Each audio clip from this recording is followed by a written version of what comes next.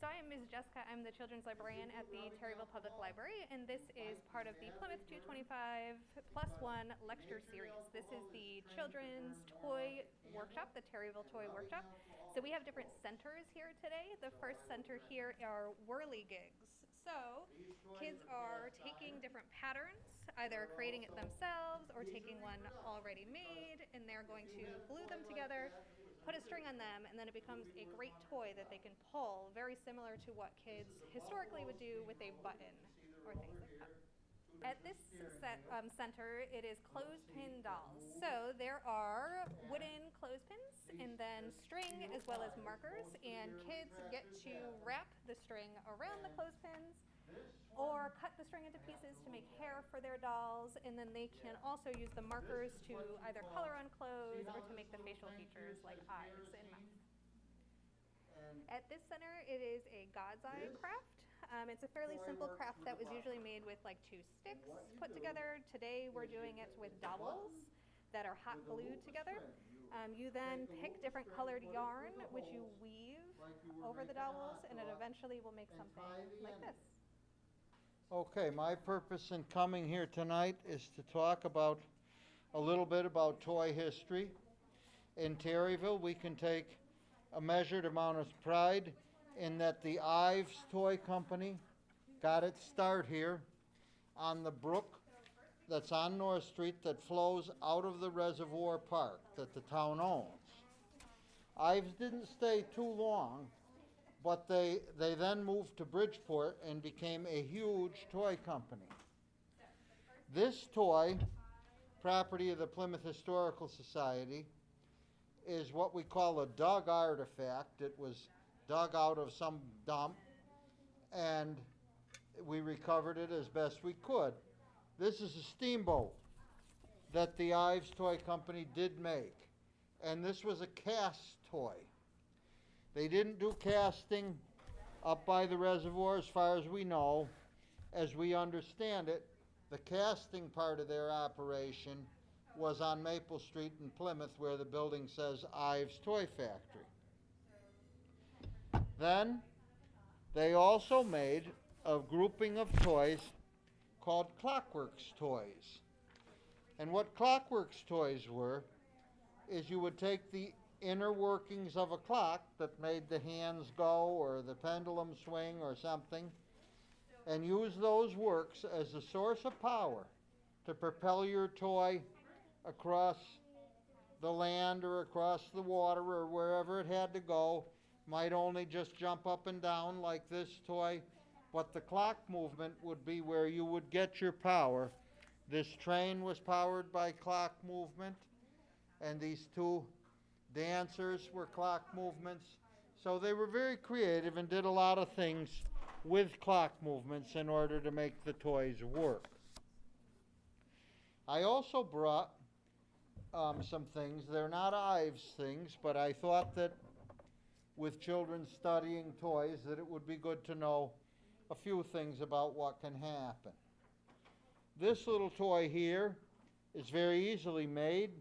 Take a piece of half-inch pine, cut little notches in it, and the theory behind it is that in those notches, if you start doing like that and running your hand in the notches, eventually the thing will gain enough momentum to turn around like a propeller, and the kid could sit there and occupy themselves getting the thing to turn around.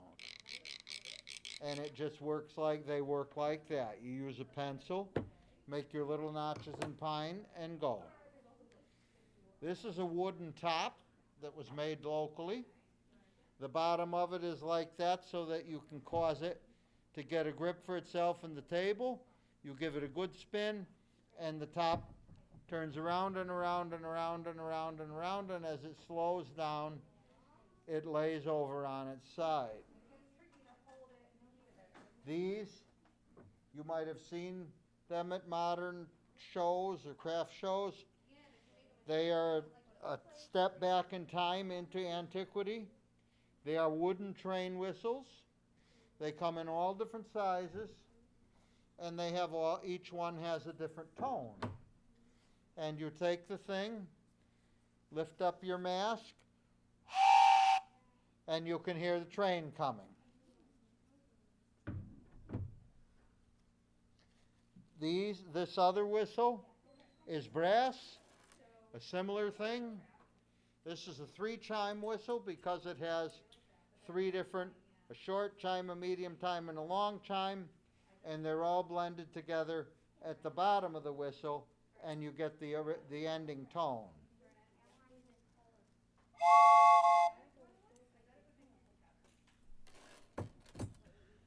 Then, these 2 toys are maple.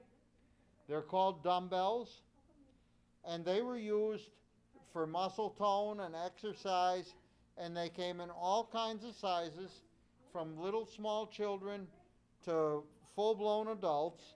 This is a child-size one, and you did such exercises as lifting them up and down like this, maybe running them around your head or something like that, and that gave you muscle tone while using a little bit of free weight.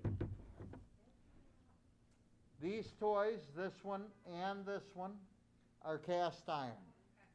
Cast iron toys were popular, and they wore well. Kids used them, and a lot of the early children's toys were cast iron. This is a John Deere tractor. This is a Buffalo steamroller. This toy here, not every family would have one. This is a live steam engine, and you would fill your boiler with water and then take this tray out from underneath the machine. The tray goes right under the machine. You'd take it out, fill it up with denatured alcohol, and then strike a match to it. And it would burn like a candle and boil the water that was in your boiler, and then the toy would start to, as the steam engine went around, you can see the toy is moving forward. Each time the engine went, the toy would move, and it could drive around your house, and you could enjoy it. These engines came sometimes with erector sets, where you could build things that needed some form of power in order to operate properly, like a Ferris wheel or something like that. And you could use the power of your live steam to cause it to operate. This is another simple farm toy that anyone could make if they'd like to. It's called a corn husk doll. When you buy corn in the summer and you pull the husk off of it, you can fold them in half, tie one knot here for the neck, one knot here for the waist, and then take another one of the husks and roll it in between your hand like you would a cigar and thread it through the torso, and that forms the arm. That's the corn husk doll.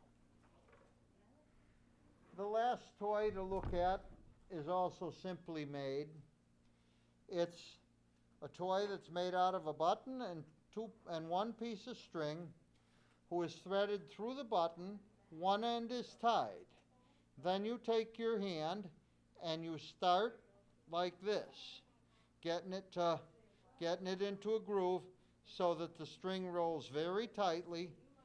And then when you get it all rolled up so that it's really wound up tight, you will take your hands and very simply pull it like that, and the button will travel in circles. And you can do it again and keep yourself busy as long as you think you might like to. One last thing that I would like to mention as far as the entertainment of children is that entertainment was used as a tool to talk about history in different times. And one song that particularly fits Terryville's history is a song that was written in the 1880s, and it was called "Dear Old Grandfather's Clock Was Too Tall for the Shelf, So It Sat 90 Years on the Floor. It was taller by half, than the old man himself, but it weighed not a pennyweight more. It was bought on the morn of the day that he was born, and was always his pleasure and pride, and it stopped short, never to run again, when the old man died.